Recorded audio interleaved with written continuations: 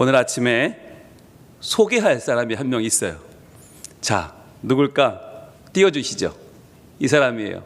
매튜 에먼스라고 하는 미국의 사격 선수인데, 이 선수가요 전 세계에서 제일 유명해요.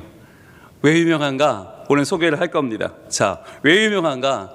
이 선수가요 2004년 아테네 올림픽에 사격 남자 50m 소총 복사라는 이 종목에서 금메달을 땄어요.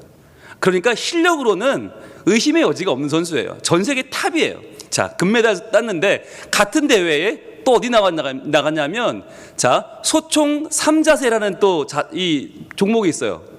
엎드려 쏴도 있고요, 무릎 쏴도 있고요, 그리고 서서 쏴가 있어요. 자, 이렇게 해서 세 종목을 합산해서 금메달을 다투는 종목인데, 이 매튜 에먼스라는 선수가 마지막 한 발을 앞두고, 자, 마지막 딱 한 발을 앞두고 3점 차로 1위에 올랐어요. 여러분, 사격에서 3점 차 1위면 이건 볼 필요도 없는 거예요. 게다가 매튜 에먼스인데 앞 종목 금메달리스트가 지금 이 다음 종목에 마지막 한 발 남겨놓고 3점 차, 그러면 이건 볼 필요도 없다, 그런 상황이에요. 자, 그때 옆에 있는 이제 중국 선수가 2위로 따라 붙고 있고, 3점 차면 뭐 어마어마한 점수 차예요. 왜냐하면 사격이 한 발에 10.9점 만점이거든요. 10.9점이 만점이면 이 선수는 7.8점만 이상 쏘면 무조건 1등인 거예요. 옆 선수가 뭐 상관없이 무조건 1등. 자, 이 선수가 마지막으로 심호흡을 하고 쐈어요. 자, 마지막을 쐈어요. 자, 그런데 몇 점이 나왔냐? 10.9점은 물론 아니고 9점도 아니고 8점도 아니고 7점도 아니고 몇 점 나왔을까요? 자, 맞아요. 빵점을 쐈어요. 쐈는데 분명히 쐈거든요. 빵 했으면 뭐가 나와야 돼요? 빵, 빵. 뭐 이게 나와야 되는 거 아니에요? 빠빠빵, 빵. 아니 뭐 이렇게 빠바바방 이렇게 나와야 돼요. 그런데 매튜 에먼스의 마지막 저 표적지는 엥? 이렇게 나온 거예요. 이게 뭐야? 그래가지고 난리가 난 거예요. 아니 이 선수 마지막 발 어디 갔냐고. 막 표시가 없어. 야 어디 갔어? 어디 쏜 거야? 막 찾아봤어요. 찾아봤는데 발표를 합니다. 감독관이 이번 선수 에먼스의 마지막 발 점수는 0점입니다. 왜 0점이 나왔을까요? 분명히 쐈는데, 그것도 잘 쐈는데, 보니까 이 에먼스가 어디를 쐈냐? 자, 자기 에먼스 여기서 쐈어야 되는데 그 옆에 있는 플래너라는 선수 거에 쐈어요. 그런데 심지어 몇 점을 쐈냐? 10.6점을 쐈어요.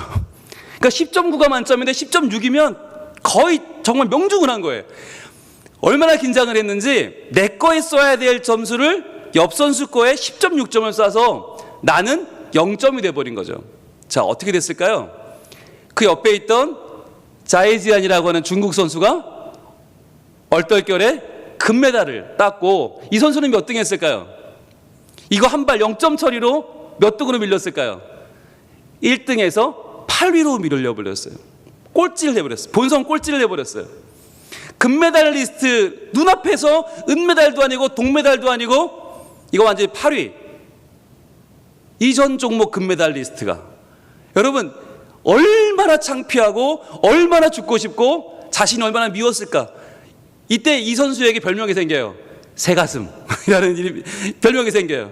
실력은 있으면 뭐하냐? 배짱이 없는데 마지막 한 발을 못 쏴가지고 글쎄 금메달을 놓치고 8위를 하냐? 전 세계에서 에먼스라는 이름은 땅바닥에 추락하게 생겼어. 이제 끝났어. 이제 매튜 에먼스는 이 선수 창피해서 도저히 올림픽에 나갈 수 없게 됐어요. 자, 그런데 여러분, 여기서 기적이 일어납니다.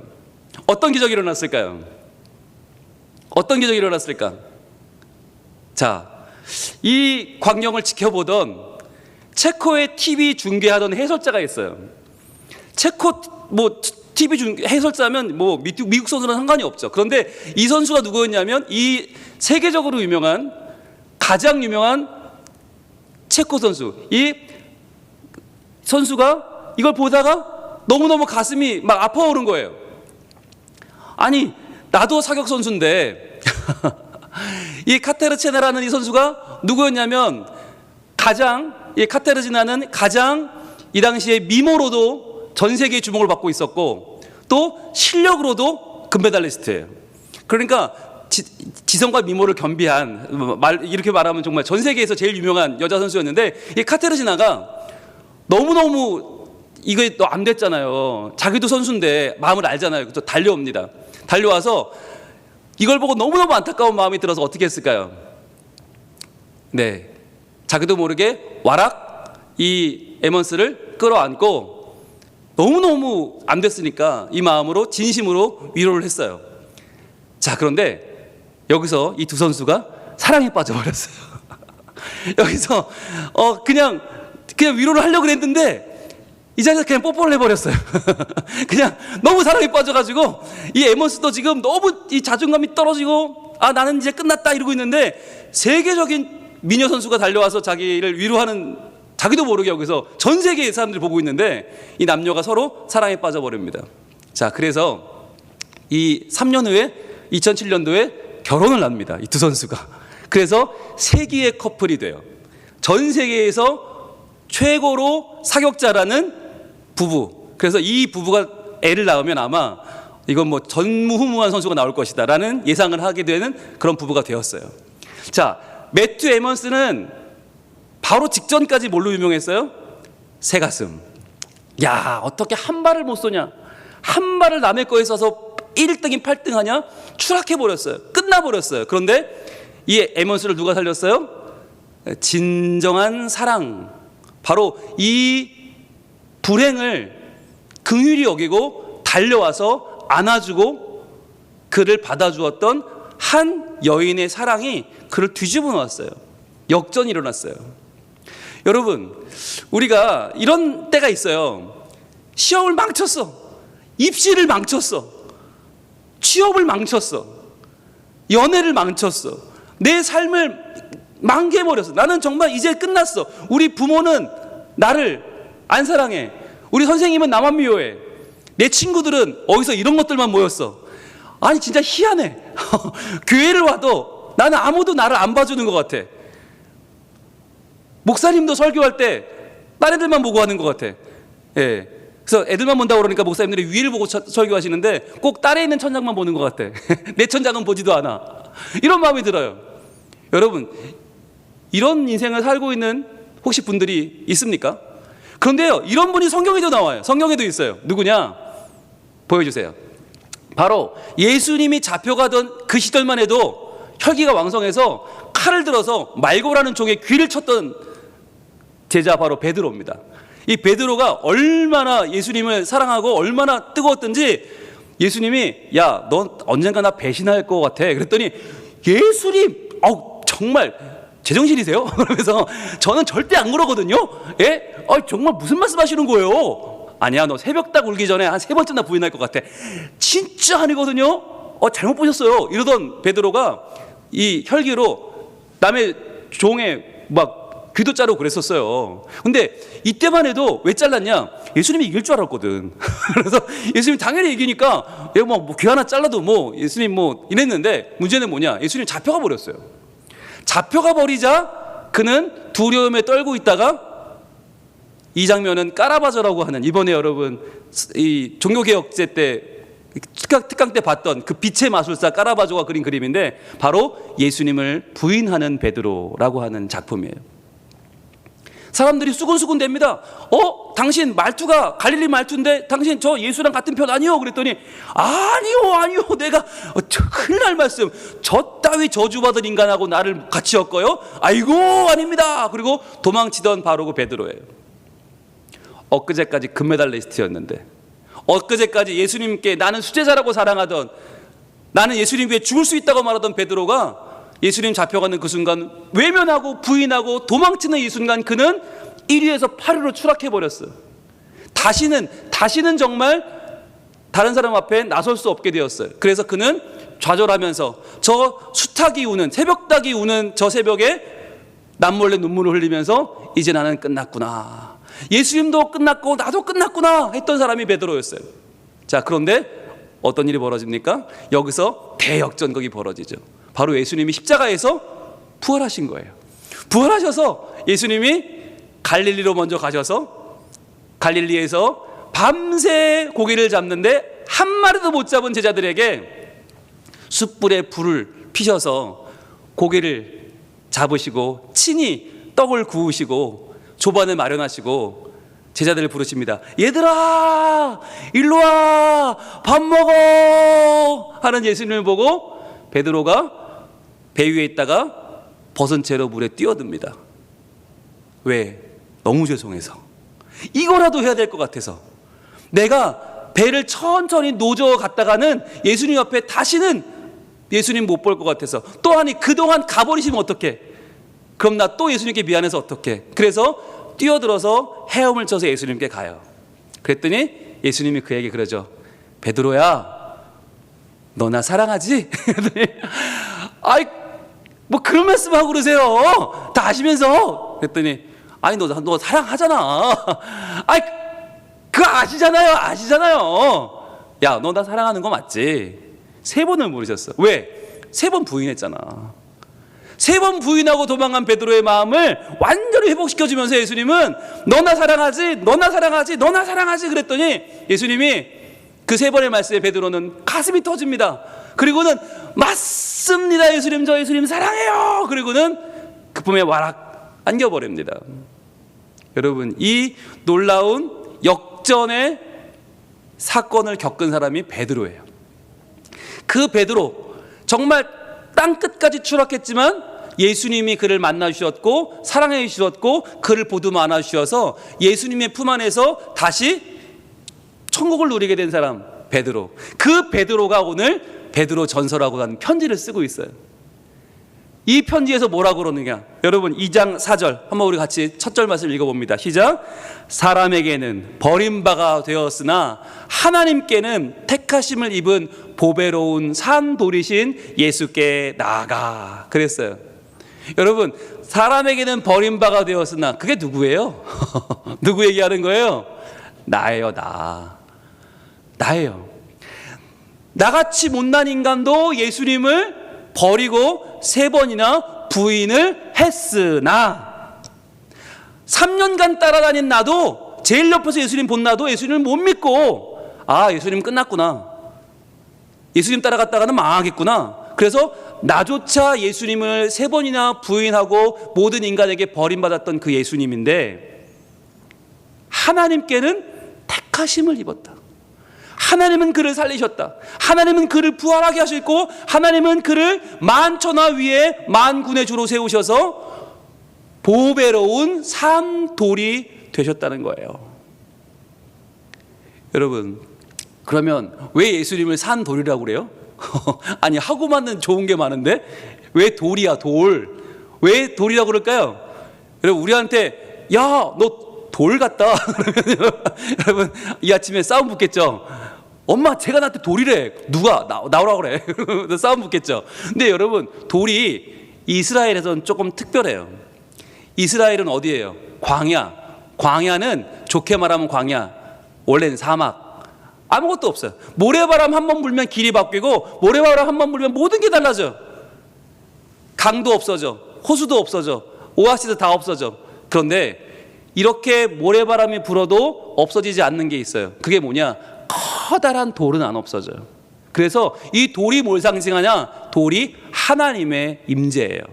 하나님의 신성을 의미하는 게 돌이에요. 돌. 그래서 여러분, 하나님이 모세에게 10계명 어디서 써줍니까? 10계명 어디서 써줘요?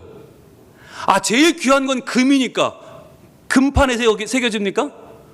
그 당시에 금도 있고 은도 있고 그 당시에 많았어요. 그런데 금도 아니고 은도 아니고 어디에 써줘요? 예, 철도 아니고 동판도 아니고 돌판에 써주세요. 왜? 이 돌이 그 당시에 하나님을 상징하는 판이기 때문이에요. 자, 그런데 인간은 어떻게 해요? 그 돌에게 도전합니다. 인간은 돌에게 도전하면서 뭘 만들었어요? 벽돌을 만들었어요. 벽돌. 그래서 벽돌로 처음 지은 건물이 뭐야? 바벨탑이야. 바벨탑.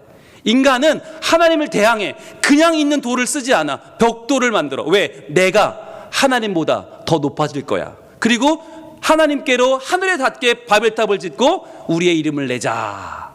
그랬던 게 인간이에요. 자, 그래서 하나님은 그 인간이 손대지 못하게 막으셨어요. 제단을 쌓을 때, 나에게 나오는 제단을 쌓을 때에는 절대로 돌을 정으로 쪼지 마라. 니들 손을 대지 마라. 있는 그대로의 돌로 제단을 쌓아라라고 하셨어요. 왜? 그게 있는 그대로의 하나님을 존중하고 경외하라는 뜻이에요. 그럼 손대지 않은 돌이라는 게 이게 그럼 어떤 우리에게 의미를 주는가? 왜 지금 베드로는 돌이라고나? 여러분 한 군데만 보고 갑시다. 우리 하나님 말씀 한 군데만 찾아봅니다. 다니엘 2장 34절. 이걸 한번 보면 우리가 분명하게 알 수 있어요. 다니엘 2장 34절. 자, 손으로 쪼지 않은 돌, 이게 왜 중요한가? 이게 오늘 왜 또 오늘 산 돌이신 예수님과 연결되는가? 다니엘서 2장 34절. 자, 같이 읽어봅니다. 시작. 또 왕이 보신즉 손대지 아니한 돌이 나와서 신상의 쇠와 진흙의 발을 쳐서 부서뜨리매. 이때요, 다니엘이 지금 느부갓네살이라는 왕 밑에 있어요. 바벨론에 가 있는데, 그런데 느부갓네살이라는 이 왕이요, 지금 꿈을 꿨는데 이상한 신상을 꿈을 꾼 거예요. 근데 신상이 너무너무 거대. 이건 제국이 분명해. 그런데 이 제국을 누가 부시나? 손대지 아니한 돌이 나와서 이 신상을 부서뜨려 버려요. 그럼 이 손대지 아니한 돌이 누구냐? 이것이 바로 손대지 아니한 돌, 인간이 손댈 수 없는 돌, 바로 구세주예요. 이분이 바로 메시아 예수님인 거예요. 자, 그래서 35절 이렇게 이어집니다. 그 다음 절. 그때에 쇠와 진흙과 놋과 은과 금이 다 부서져. 자, 모든 좋은 거, 놋, 은, 금 다 부서져요. 여름 타작마당에 겨같이 되어 바람에 불려 간 곳이 없었고 다 사라져 버렸고, 뭐만 남아요? 우상을 친 돌은 태산을 이루어 온 세계에 가득하였나이다. 자, 그러니까 우리가 볼 때 뭐가 더 세요? 은과 금이 더 세. 진흙과 놋이 더 세. 쇠가 세. 그런데 이건 다 무너져서 없어져 버리고 그 우상을 친 돌은 태산을 이루어 전 세계에 가득하였다. 바로 이 돌이 하나님의 신성을 상징합니다. 그래서 이 말씀을 알고 있던 이스라엘 백성들에게 베드로는 지금 이야기하는 거예요. 다니엘이 봤던 그 꿈에 나온 인간의 손댈 수 없는 돌이 누군지 아느냐? 그분이 바로 예수님이다. 그런데 그 돌 중에서도 누구예요? 예수님은 산 돌이시다. 리빙스톤이야, 리빙스톤. 살아있는 돌. 왜? 살아있고 항상 있는 말씀이신 예수 그리스도. 말씀 안에서 예수님을 언제든지 우리는 만날 수 있어. 그분은 언제든지 역사해. 그래서 언제든지 누구든지 말씀을 듣는 자에게 찾아오셔서 그를 변화시키고 역사하는 힘이 있기 때문에 우리 속에 학업이라고 하는 교만함이 있어요. 난 공부 좀 하니까, 난 등급 좀 나오니까. 여러분, 이거요, 예수님이 꽝 하시면 다 무너져요. 나는 좀 착하니까, 나는 좀 이쁘니까, 나는 좀 괜찮으니까. 여러분, 이거 다 무너져요. 그러나 우리 마음속에 주여, 저는 연약합니다. 주님, 저 부족합니다. 저 어떻게 해요, 주님? 저 좀 도와주세요. 저는 꿈도 없고요, 전 소망도 없고요, 전 친구도 없어요. 오히려 우리 마음속에 이런 연약한 마음이 들 때 어떻게 될까요? 산돌이신 예수께서 우리에게, 우리 삶의 기초석이 되어주시는 거예요. 우리 삶의 기초석이 되어주신다. 자, 그런데 그럼 기초석만 되어주시고 마는가? 자, 이제 네 인생은 알아서 살아라 그러시는가? 아니에요. 오늘 말씀 돌아옵니다. 오늘 말씀 베드로전서 2장 5절이에요. 놀라운 말씀이 나와요. 자, 예수님이 산 돌이야. 그건 이해하겠어. 그래, 예수님은 뭐 하나님이니까. 그런데 2장 5절 같이 읽습니다. 시작. 너희도 산돌같이 신령한 집으로 세워지고. 자, 여러분 노란색 들고 오신 분들 계시죠? 표시해 보세요. 너희도 산돌같이 된다는 거예요. 아니, 산돌은 예수님인데, 우리는 인간인데, 우리는 뭐 미천하고 아무것도 아닌데 우리가 어떻게 예수님처럼 돼요? 너희도 산돌같이 신령한 집으로 세워지고. 예수님이 우리를 예수님처럼 만들어 주신다는 거예요. 그래서 아무리 실패해도 다시 일어나고, 아무리 넘어져도 다시 하나님의 사람으로 하나님 세워주신다. 그래서 예수 그리스도로 말미암아 하나님이 기쁘게 받으실 신령한 제사를 드릴 거룩한 제사장이 될지니라. 아멘. 여러분 한 명 한 명은요, 거룩한 제사장이고요. 여러분 한 명 한 명은 신령한 집이고요. 여러분 다 산 돌이에요.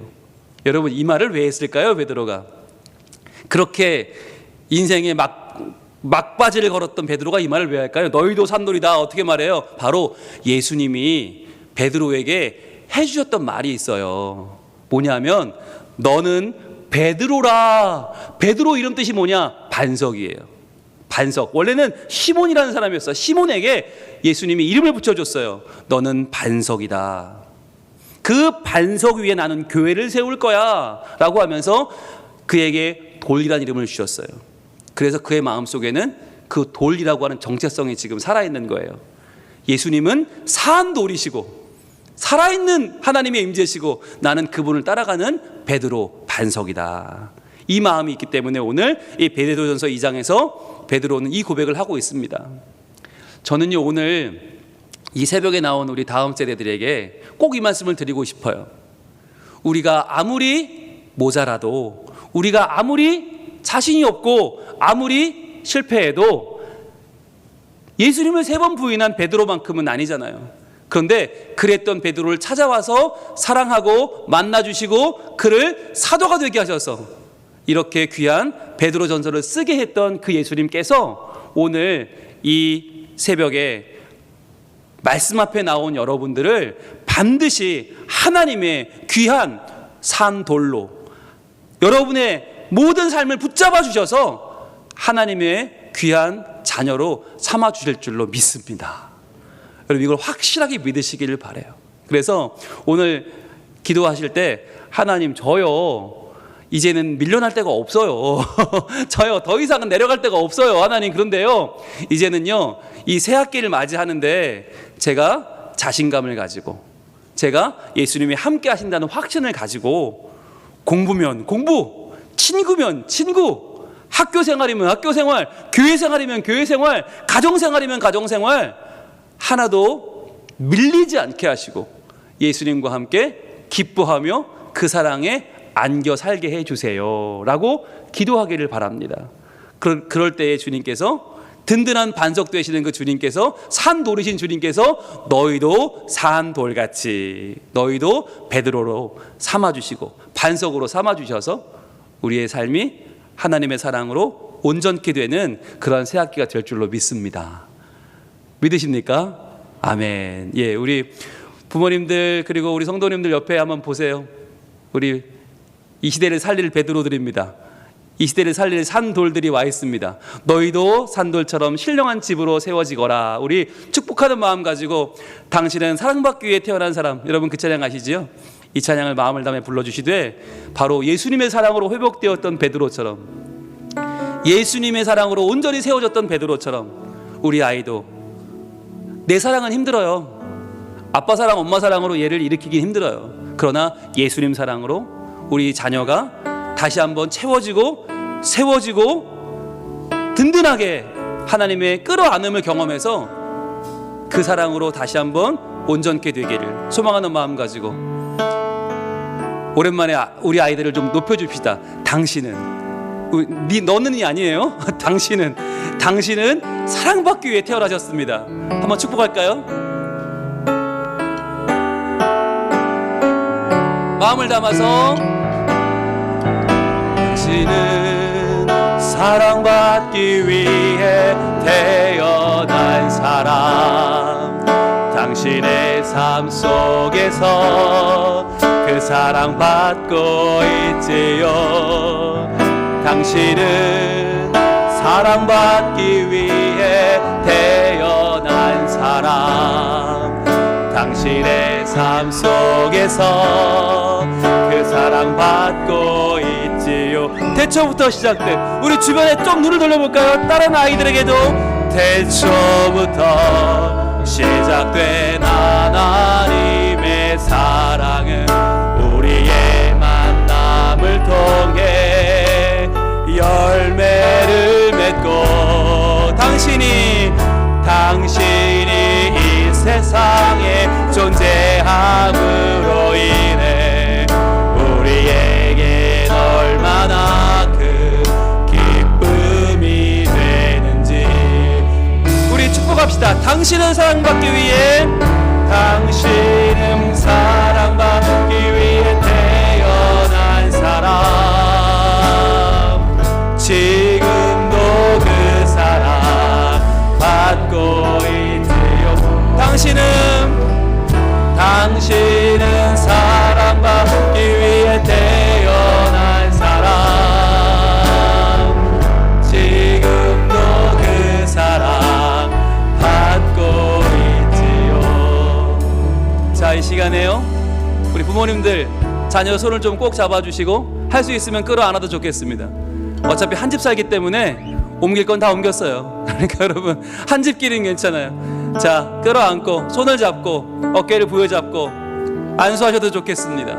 아버지와 어머니가 이 시간에 자녀를 위해서 줄 수 있는 최고의 선물은요, 용돈이 아닙니다. 맛있는 음식이 아닙니다. 마음을 담은 기도, 예수님의 사랑을 담은 기도보다 더 좋은 선물은 없습니다. 이 시간에 기도할 때 오늘 자녀 같이 나온 분들은 자녀를 향해서, 또는 자녀와 함께 나오지 못한 분들은 이 자리에 나온 우리 다음 세대들을 위해서 여러분 마음을 다해 기도해 주세요. 하나님, 이 아이가 베드로처럼 하나님의 사랑을 가득 받게 하여 주옵소서. 이번 한 학기 이 아이의 목표가 사랑받는 하나님의 자녀가 되는 것, 사랑받는 예수님의 제자가 되는 것. 그래서 어떠한 일이 찾아와도 절망하지 않고 다시 일어나 하나님의 믿음을 품고 말씀을 품는 자녀가 되게 해 주시옵소서. 이 시간에 여러분 마음을 담아서 자녀들을 위해서 기도하겠습니다. 아버지 하나님, 이 시간 우리 자녀들 하나님만 바라보고 하나님만 이 시간 붙잡고 나왔습니다. 주여, 잠을 줄이고 이 시간에 어려운 자리에 나왔습니다. 왜 나왔습니까? 주님밖에는 희망이 없어서, 주님밖에는 나를 믿어주고 사랑할 분이 없어서, 주님밖에는 내가 의지할 분이 없어서 나왔습니다. 주여, 오랜만에 학교를 가야 합니다. 학교 가운데서 주여 우리가 공부를 해야 되고 친구 관계를 해야 되고 어른들을 만나야 되고 선생님 만나야 되고 새로운 환경으로 들어가야 되고, 주여 우리가 정말 새로운 삶을 살아야 되는데 주여 이 모든 것들이 너무나 힘듭니다. 너무나 부족합니다. 너무나 약해서 저희는 어찌해야 될지 모릅니다. 주님이여, 그러나 이런 우리들에게 하나님은 참으로 크신 사랑을 불어넣으셨고, 주여 오늘 이 베드로가 하나님의 사랑으로 다시 일어난 것처럼 저희들에게도 주님 다시 한번 예수님의 사랑을 통해서 다시 한번 일어날 수 있는 소망을 주시고 희망을 주시고 꿈을 주시고 사랑을 주셔서 감사합니다. 아버지 하나님, 우리 아이들 하나님의 사랑으로, 하나님 주시는 그 은총으로 다시 한번 꿈을 꾸고 일어나길 소망하오니, 주여 아버지 하나님, 이번 한 학기가 우리 아이들의 온전히 꿈을 꾸는 복된 한 해가 되게 하여 주시고, 주여 하나님의 은총으로 우리 아이들을 붙잡아 주시옵소서. 주님 함께 하여 주시옵소서.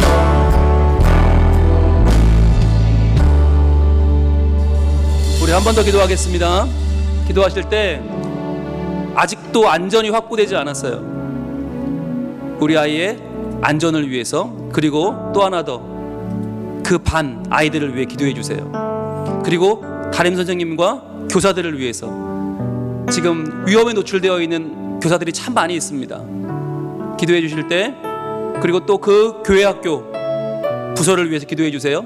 유치부와 어린이부와 청소년부, 청년부 지금 예배를 못 모여요. 너무너무 가슴이 아파요. 어서 빨리 이 사태가 회복되어 우리 아이들이 학교 가는 것도 마음 놓고 갈 수 있고 교회 오는 것도 마음 놓고 올 수 있고, 그래서 하나님과 사람 앞에 더욱 사랑받는 우리 자녀, 그리고 그 반 선생님 부서 될 수 있도록 하나님이여 은혜를 베풀어 주시옵소서. 같이 우리 기도하겠습니다. 아버지 하나님, 이 감염병의 시대에 우리 아이들이 학교 가는 거 걱정해야 될 때가 됐습니다. 아버지 하나님, 어찌하면 좋습니까? 아버지 하나님, 일어난 때에 주여 아버지 하나님, 우리 아이들을 하나님께서 사랑하여 주시고 붙잡아 주시고 아버지 하나님 복을 내려 주시옵소서. 그리하여서 주여 우리 아이와 우리 아이의 반 모든 아이들이 안전하게 도와주시고, 그리고 선생님이 안전하게 수업을 할 수 있도록 도와주시고, 주여 그 학교가 안전케 하여 주옵소서. 주여 또한 그 부서를 위기도 합니다.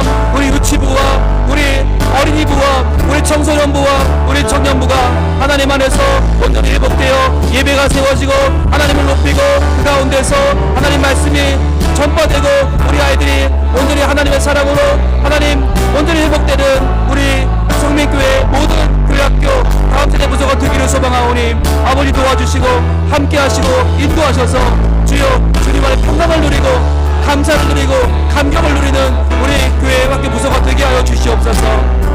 주님 도와주시옵소서. 주님 우리 가운데 함께하여 주시옵소서.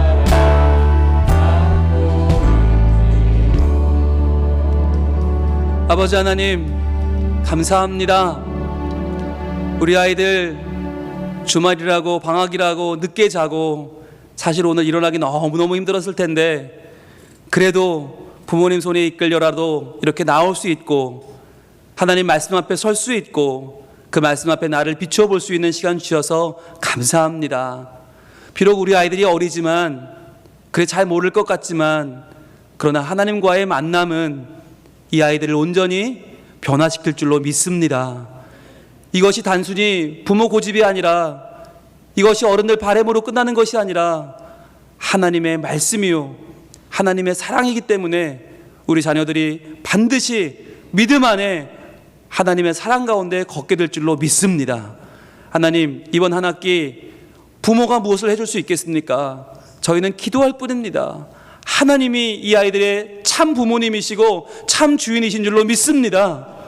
하나님의 자녀요 하나님의 선물이요 하나님의 피조물이오니 주님 이 아이들의 이번 한 학기를 주님 온전히 주장하여 주시옵소서. 특별히 이 감염병의 시대에 학교 가는 것조차 마음이 놓이지 않는 두려움 가운데 있습니다. 불안함 가운데 있습니다. 주여 지켜보호하여 주시옵소서. 그래서 이 자녀와 우리 반과 선생님과 그 학교가 하나님의 귀하신 손길 안에 있게 하여 주시옵소서.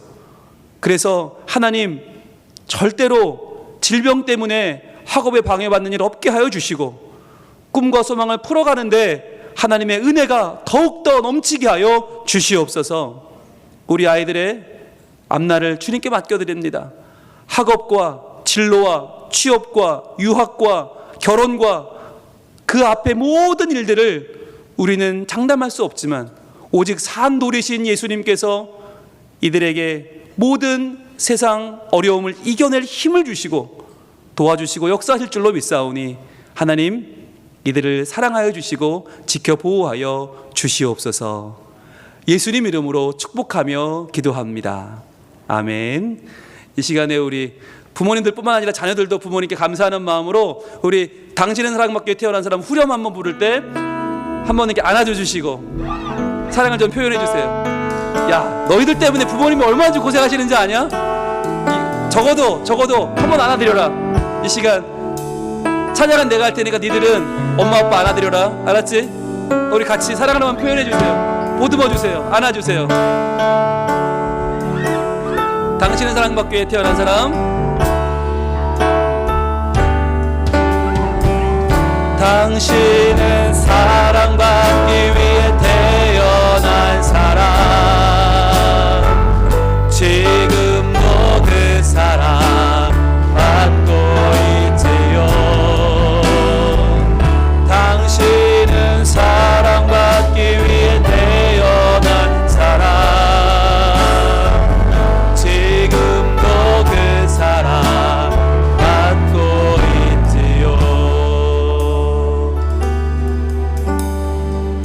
이제는 우리 주 예수 그리스도의 은혜와 하나님의 사랑과 성령님의 교통하심이 오직 내 자녀의 소망은 산돌이신 예수님이요 참 부모님이신 하나님인 줄로 알고 이 시간에 자녀의 손을 잡고 나온 우리 부모님들과 또한 우리의 미래이자 소망이자 우리의 꿈과 사랑인 하나님이 함께 하실 산돌로 세워질 우리 자녀들 다음 세대 위에 그리고 우리의 아이들이 나아갈 올 한 학기 모든 일정과 그 앞날과 미래 위에 이제로부터 영원토록 함께 계실지어다.